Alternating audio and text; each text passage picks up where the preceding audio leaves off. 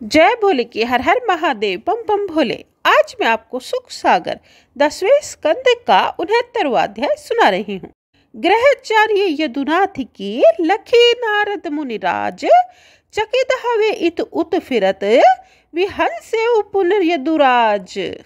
सुनिए, श्री सुखदेव जी बोले, हे राजन, श्री देव ऋषि नारद जी ने जब देवताओं से यह सुन लिया कि भगवान श्री कृष्णचंद्र जी ने भौमासुर को मारकर 16,100 राजकन्याएं उनके बंदी गृह से छुड़ा ली और उन्हीं के साथ अपना विवाह भी कर लिया, तब उन्होंने अपने मन में विचारा कि एकमात्र श्री कृष्ण जी से इतनी पत्नियां किस प्रकार रखी जा सकती हैं तथा एक ही शरीर से पृथक पृथक भवनों में समस्त स्त्रियों के पास किस प्रकार आनंद लेते हैं।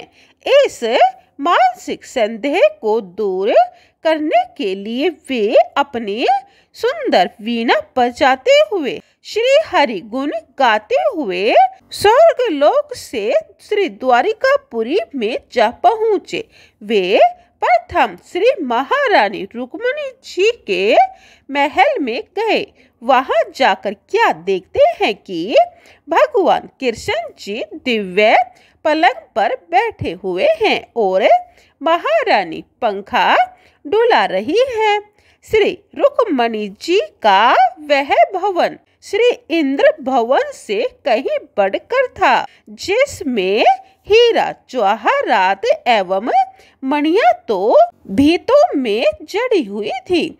पश्चात भूमि स्वर्ग शिलाओं से विभूषित थी, जिसके चारों ओर सुंदर बाग लगे हुए थे, जहां अत्यंत शीतलता छाई थी। सुंदर सुंदर पुष्पों की सुगंधि से भवन गूंज रहा था। रतन में दीपक स्वयं में जगमगा रहे थे। वृक्षों पर पीक सुक आदि पक्षीगण मधुर कलरव स्वर से गान सुना रहे थे। मयूर यानी मोर बादलों को देखकर मन माना दृश्य कर रहे थे।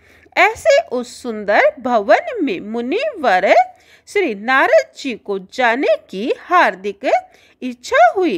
हे राजन, पुनः श्री नारद जी रुक्मिणी जी के महल में घुस गए।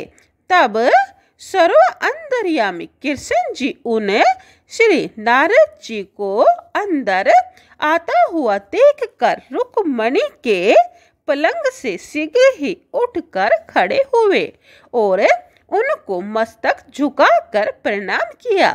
पुनः अपने हाथों से उनको समीप सुंदर आसन पर बैठाया। फिर उनके चरणों को धोकर त्रिभुवनपति जगत गुरु भगवान कृष्ण जी अपने मस्तक पर धारण करने लगे।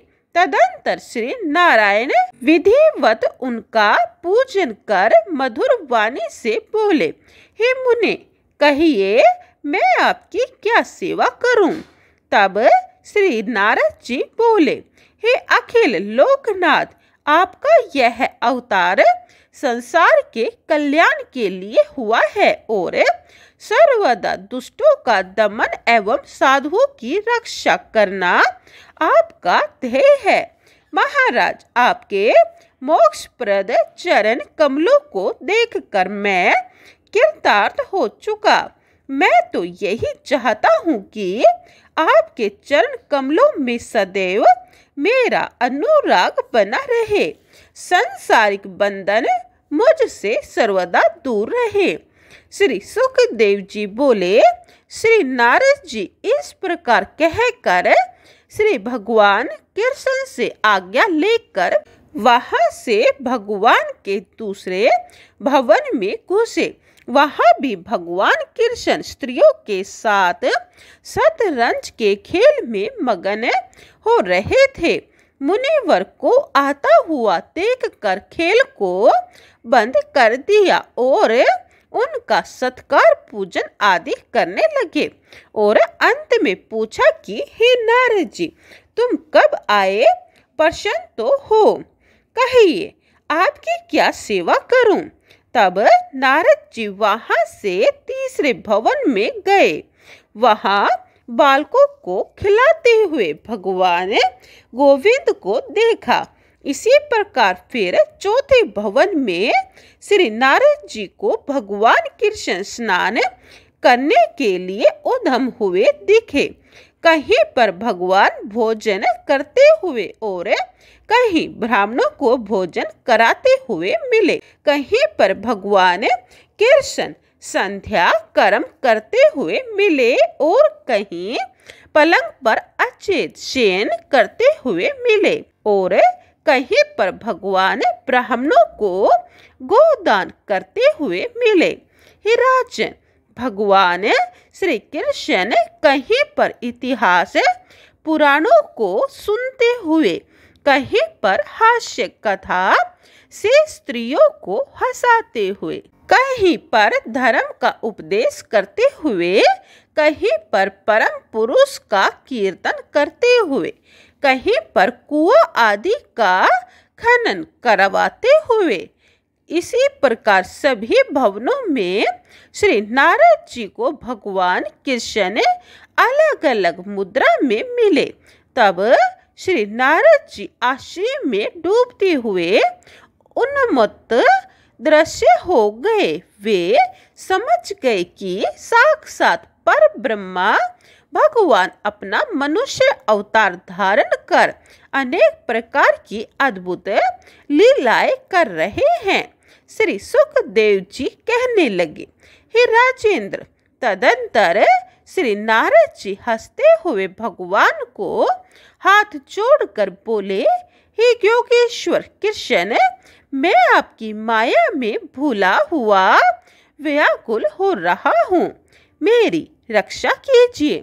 हे देव, मेरे लिए अपना वास्तविक रूप दिखाकर आज्ञा दीजिए, जिससे मैं आपकी लीलाओं को गाता हुआ लोकों में भ्रमण करूं। भगवान श्री कृष्ण चंद्र जी बोले, हे ब्राह्मण, मेरी योग माया बड़ी प्रबल है, इसमें भूला हुआ मनुष्य तत्व ज्ञान को प्राप्त नहीं कर पाता। हे मुने, आप संदेह को दूर कर मेरा भजन करो। हे नारद, मैं सभी स्थानों पर हूँ और कहीं भी नहीं हूँ। मेरा भक्त मुझे कहीं पर स्मरण करता है, बस मैं वहीं पर रहता हूँ। यह मेरा अटल सिद्धांत है। सुखदेव जी बोले, हे राजन, फिर नारद जी श्री कृष्ण चंद्र जी को बारंबार प्रणाम कर उनका कीर्तन करते हुए ब्रह्मलोक को चले गए। जो कोई श्री हरि भगवान की इस उत्तम कथा को गाता, सुनता या पढ़ता है, वह भगवान की अचल भक्ति को प्राप्त कर मुक्त हो जाता है। बोलिए कृष्ण भगवान की जय। 69वां अध्याय समाप्तम। जय भोले की 70वां अध्याय यह आप दूसरी वीडियो में सुने। जय भोले की हर हर महादेव बम बम भोले।